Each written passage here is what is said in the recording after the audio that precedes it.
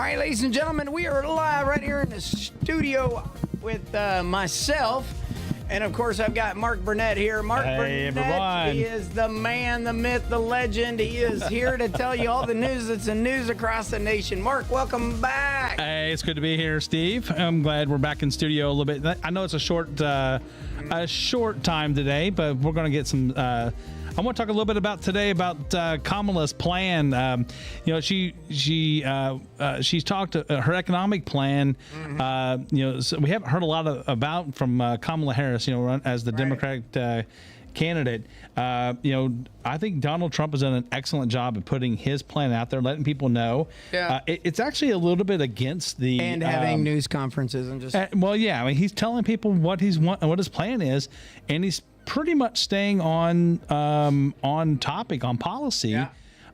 He does occasionally give them a soundbite with calling out a name or what have you, but it's for the most part he's staying on message, on policy, and doing a really good job. I mean, he's laying out, this is me, this is what we did before, we're going to do this and this, and Kamala is very difficult to pin down because everything it said before, one, she's against fracking, which means she's not she doesn't understand what energy means to a society, to the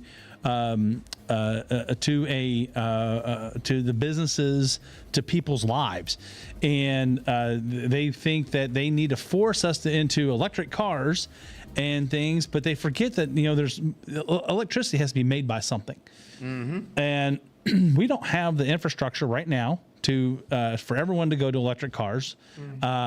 We don't have the infrastructure to put. We can't afford to put solar on everything because solar is still expensive. We put solar on our house. It cost us approximately $24,000 to put our. We had 22 panels installed. And I'll tell you what, we've already had one that seems to have gone bad, for whatever reason. So one battery or one panel? One panel. Yeah. We don't have batteries. We're feeding back into the system. Okay. So if we don't use it, then it's being sold to our neighbors. No, it's being sold to our neighbors. So we sell it back to RECC. RECC up can to then a certain amount. I think you can sell up to 120% of your usage back to RECC. So, so if I use 14 kilowatt hours or whatever, I can sell back 1800, something like that, right? To them. And that's the way it's set up right now, which means you don't have to have a battery. You're just using it. The problem is that at night, or when there's a power outage, we don't have power either. It's not a backup system. It's a primary system. And if we lose power from the grid, then it cuts off our usage. We're not allowed to use the panels while the grid's down, because if we are powering on the grid, blah blah blah. Anyway, that's not what I want to talk about. So we'll get into that. That's another show for another day for another show, or another topic for another day. So how do we want to? So what I want to talk about is, she said she's against fracking. Right. Yep. Now, we'll see, how much she changes that.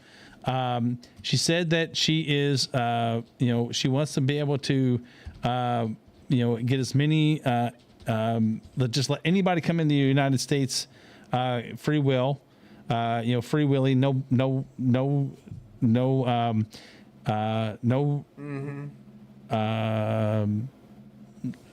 restrictions or whatever, just come across the border and, and then I saw today that Alabama just removed 3,200 people from their scrolls, from their voter rolls.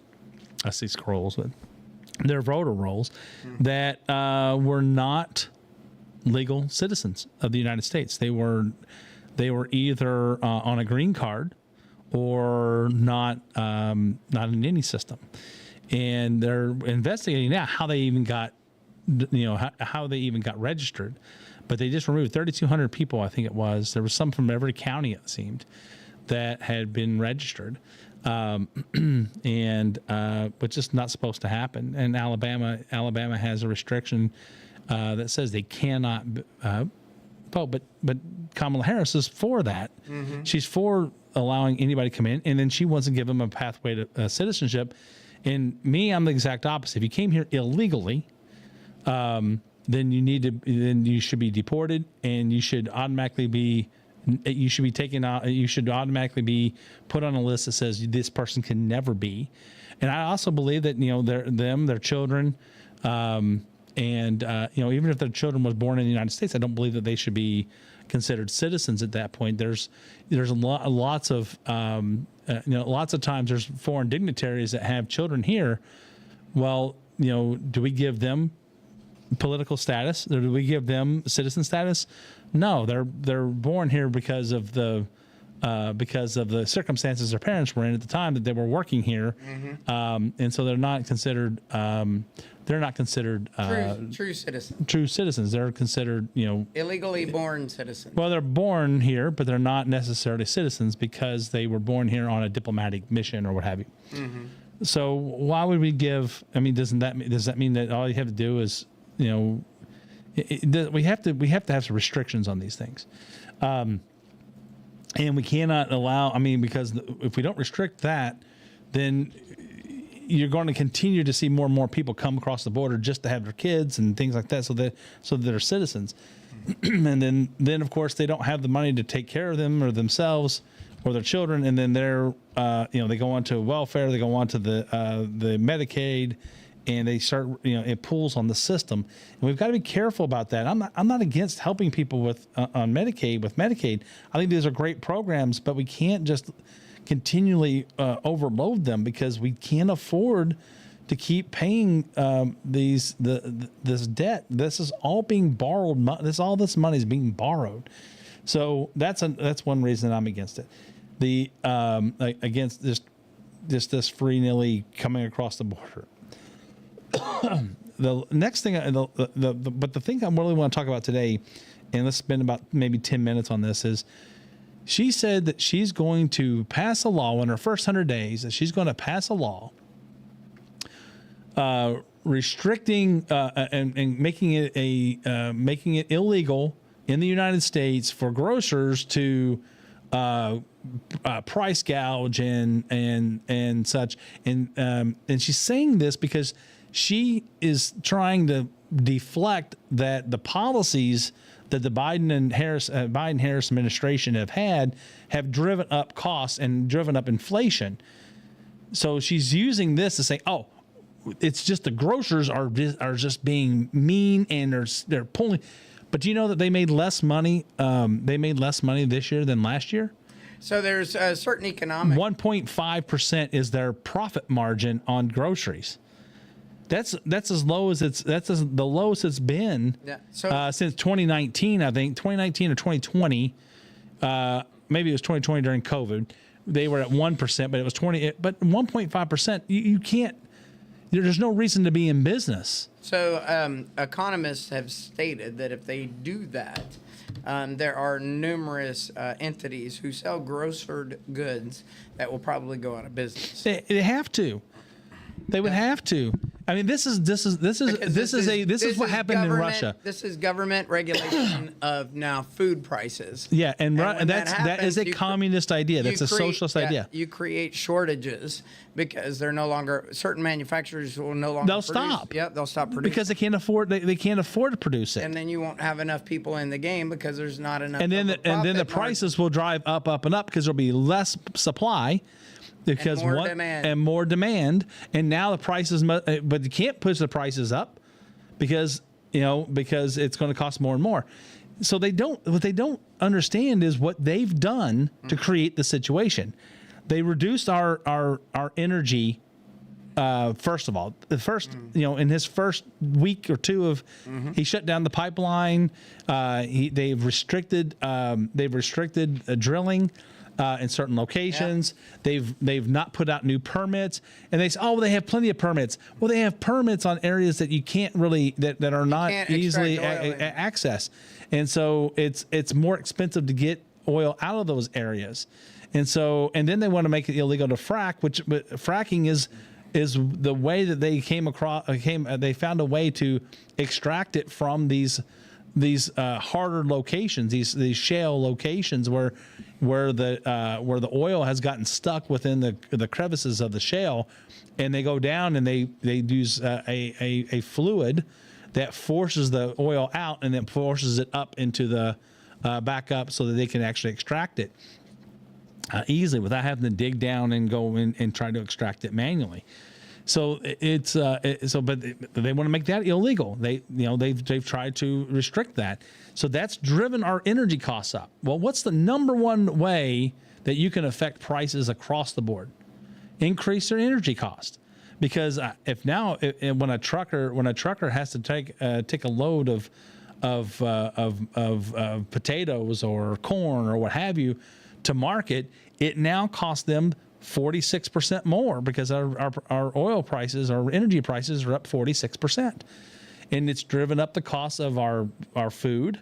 The grocers have have done what they can not to raise prices as high as they should have. If they went from making a 4 or 5% profit margin to a 1% or 1.5%, that means they've eaten 3.5% of the cost. And people have to know that. They can't believe they cannot believe this lie that's coming from Kamala Harris. It's an out lie. It's either a lie or she's just so stupid. She has no idea about what basic economics are. I'm not an economic major. You're not an economic major, but we live it every day. We see what the cost every day. I did take micro and macroeconomics. I do understand it. But you're not a major. It's not something I delve in every day, but it doesn't take a genius to understand the output. It's basic math. Yeah, but I get it. It's just like watching the NFL. I may not watch the whole football game, but when I go to ESPN and I get the highlights, I got the cliff notes. Yeah, I know what happened. You understand. You can tell what happened. The bottom line is here's the numbers. You may not have seen the guy stub his toe on the 40-yard line and fall down for no good reason. But I know what the final score is. But you know what the final score was, yeah.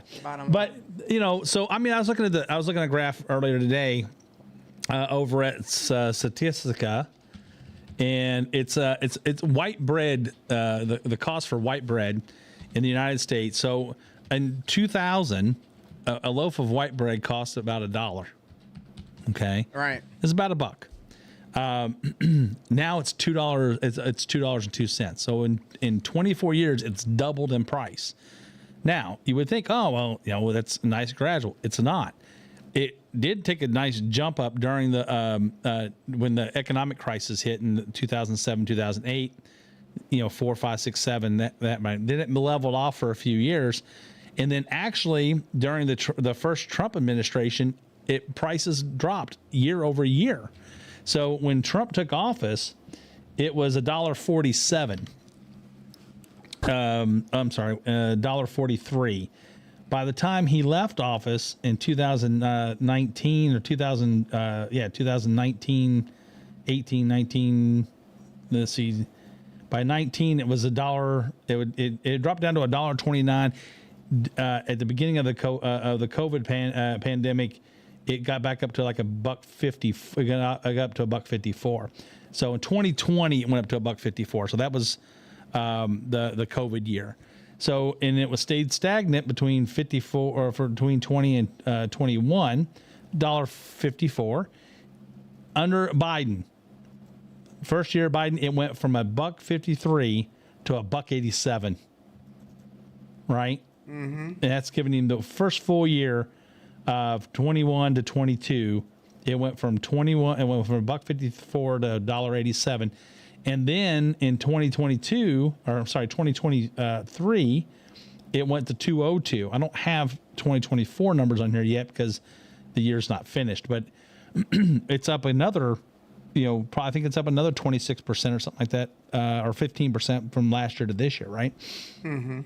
So these are direct policy issues.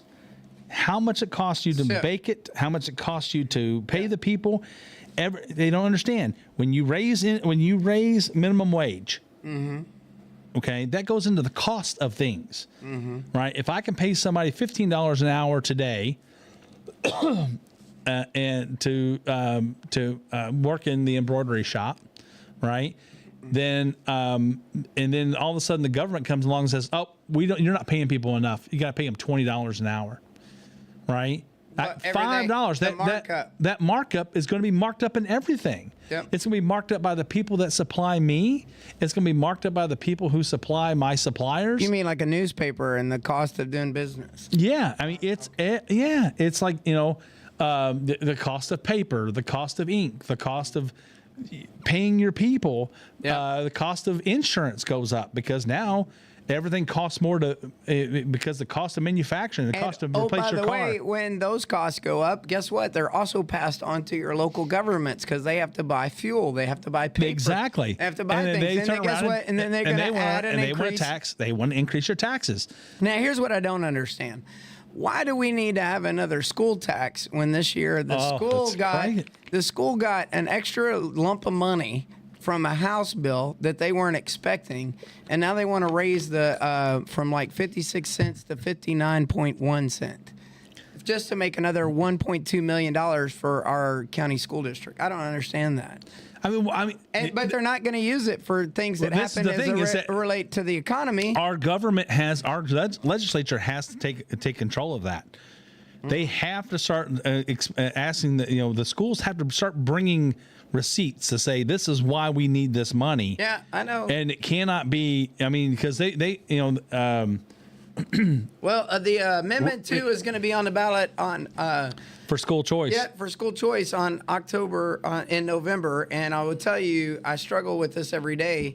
I like to be able to choose and have competition in the school place, but an interesting fact is, while the public school teachers want, if you're going to be a private school teacher, well, you have to be certified. Well, right now I ran across a case where in the state of Kentucky, their law requires you, in order to be a private school teacher, you have to teach in public school in order to get your Kentucky state certification. But yet they're teaching in a private school and their scores are 30% higher than the local school at the same grade and level in the same county. It makes no sense to me. That makes no sense to me. It's just another level of bureaucracy that then you have to jump through this hoop because they want to protect their nest egg. Yeah, which is the teachers union. But if you're going to raise school taxes, assume I didn't have any children, or you don't. Your children are all grown. You're still paying a school tax to go to only those schools. Of course. So they raise the taxes. If the Amendment 2 passes in the state of Kentucky, that board is going to have to be made up of more people than those in the school district. It'll have to be made up of every and represent every school in the school district, I would think, for private schools as well, because they should share in that money. Well, no, I understand what you're saying. I mean, they obviously don't. It's only protected from the public schools. Yeah. Anyway, but it needs. That's another topic for another day. But that's because we're running out of time. But it's we've really got to look at this from a point of view. If Kamala Harris gets her way and she forces us to go to groceries, you're going to lose supply on the grocery side. You're going to have fewer choices. Yeah. Right. Kroger's probably going to survive. Yeah. Right. But save a lot. Maybe not. Yeah. So, interesting fact on fracking. I'll be real quick. So, South Dakota alone in 2018 was one of the big harvesters of oil in 2018. That was obviously under the Trump administration from 2016 to 2020, right before the Biden administration won. According to them, out of all of the fracking produced, only 19 billion gallons of wastewater in North Dakota were touched, that were impacted. 2%. It really comes down to 2%. But if you go and look up the stats, they produce 291 billion gallons a day of water from aquifers. But the cost, because of the open leases that you were talking about, to be able to get to that oil and the access, it cost less money, which meant that's why we saw lower gas prices. Right. You saw more jobs. You saw more productivity because companies saved money. And the cost of generating fossil fuels over the cost of generating e-cars and all that other stuff was far cheaper to process with low impact. The damage caused to earth minerals, you don't see it in America because we're farming it out overseas right now instead of using our own resources in the United States. We have tons of minerals in the United States, but the work that goes into mining is atrocious for those. You should see the countries where they're mining for these materials in those countries. Well, I mean, and what their people's lifestyles. I mean, that's one thing we talked about with Tim. What's his name? Kamala's running mate. Walz. Tim Walz, the governor of Minnesota. I mean, Minnesota. They have restricted mining in Minnesota, where a lot of these minerals and things that we need, these special minerals and special metals and things like that are located in the ground, and they have restricted local mining so that we're forced to, as the United States, are forced to go to foreign entities to try to buy it, which has been bought up by China. China's been buying those mining rights all over Africa. Go look at Afghanistan. Go look in Afghanistan. Yeah. Go look at who has the relationship with China. Go look at who has the relationships with the Russians, not Donald Trump. But anyway, so I so much corruption. People, it's right in front of you, and we still vote. People out there still vote for this, even though the truth is laying right in front of them. They are fooled. They do not pay attention. I wish there was some way for me to educate people better on this. I don't need to know about that stuff because I get all this stuff for free. I don't care. Well, but they don't understand that somebody's paying for everything. Mm-hmm. Somebody has got to pay everything. There's absolutely not one thing in life that's free. Mark, that's a conservative value. And well, I mean that's just a human value. It should be a human value, but it's not a popular value. There's people out there that want to control. They control through fear. They couldn't. They remember power. They tried to do it through COVID. The one thing is that. And again, we'll pick this up on another show, and I apologize that we didn't get to everything today, but we really and truly, this plan, go look at it and understand what these are. Some of the things that they did in the USSR.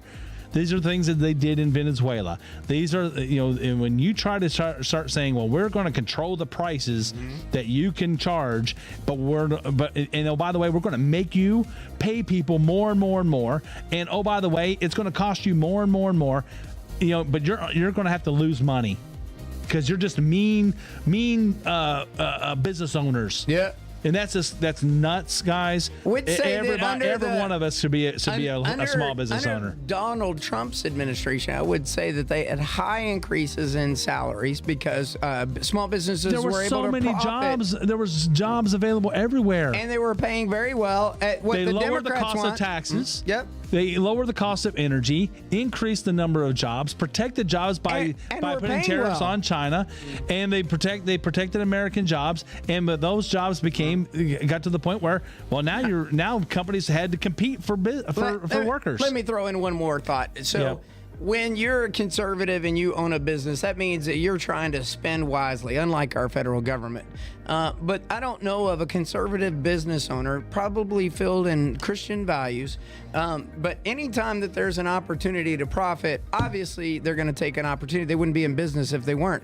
But I will tell you that I have yet to meet a conservative business owner that does not share that success within its team in order to sustain a quality team and a workforce. I mean, that's what we want to do. I want to be profitable. I want to be able to pay my employees more.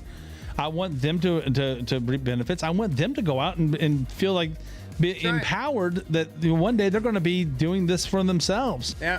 It's about teaching one and then pushing it into the future so those people can have it. So, final events, last 30 seconds. What do we got? Trump signs are in. If you need a sign, call 270-945-3418. We'll get you on the list. We've already got a list of 50 people for yard signs. We've got 4x4, we got 4x8s, and we have 18-inch by 24-inch signs. They're available to you. They are $10 for the small, $60 for the 4x4, and $100 for the 4x8. That's just so we can recoup the cost of printing. So we appreciate you guys for joining us today. We thank you all for all the support that you give us. Again, sorry that we cut this one short today. I thought I could get back in time with picking up the signs, but just a little bit longer signs, trip. Get them up, get them out. That's right. All right, guys, we'll see you later.